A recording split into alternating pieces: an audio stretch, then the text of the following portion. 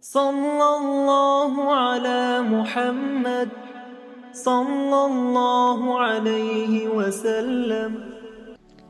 Assalamu alaikum everyone, and welcome back to a series of the Seerah of the Prophet Muhammad sallallahu alaihi wa alihi wasallam. I hope you are enjoying this video series so far and are learning new things. Last time we learned about how the Quraysh tribe tried to stop Islam from spreading. In today's video, we will learn about a very sad time in the Prophet's life when he lost two of his closest people, his beloved wife Khadija radiallahu anha and his dear uncle Abu Talib radiallahu anhu. Their deaths were a huge loss for the Muslims of the time, but especially to the Prophet, who had to bear his grief and carry on with his mission to spread the word of Allah subhanahu wa ta'ala. As we already know, Khadija radiallahu anha was the first to embrace Islam and was the biggest supporter of the Prophet.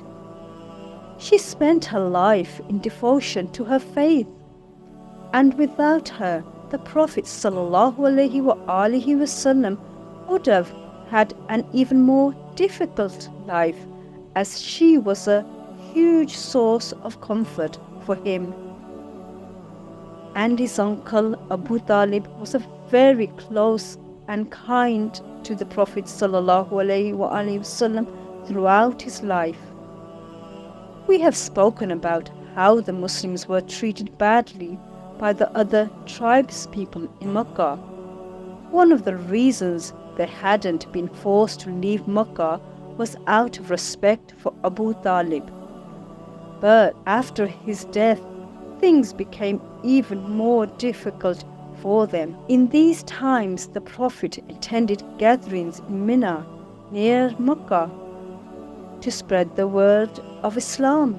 However, a lot of the people still didn't want to give up their old beliefs, and Abu Lahab kept trying to make him fail. But due to the Prophet's efforts, the news of Islam reached every corner of Arabia. He was asked to visit a group of people in Taif so that he could share more of Islam. So he took the long journey there.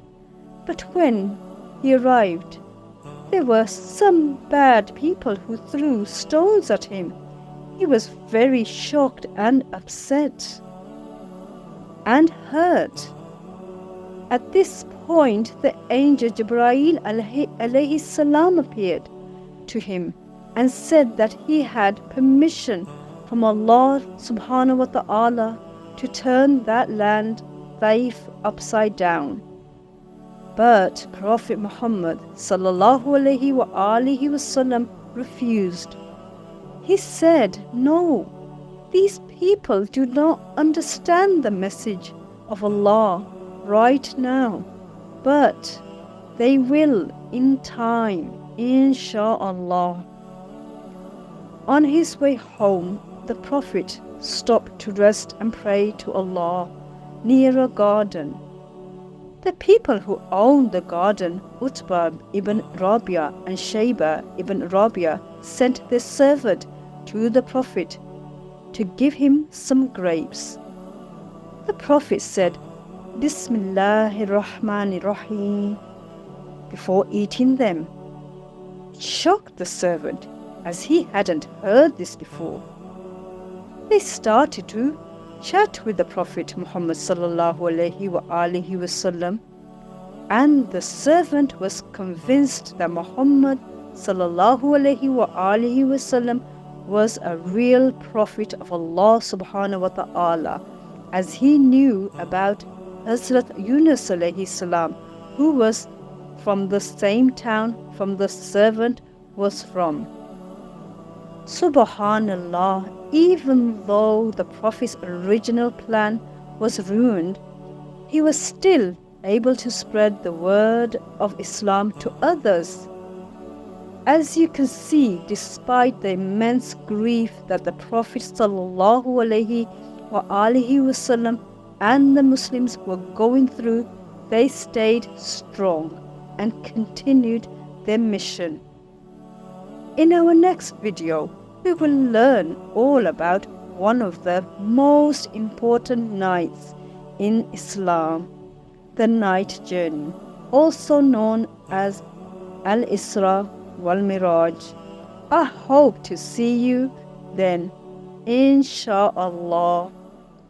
Sallallahu ala Muhammad, sallallahu alayhi wa sallam.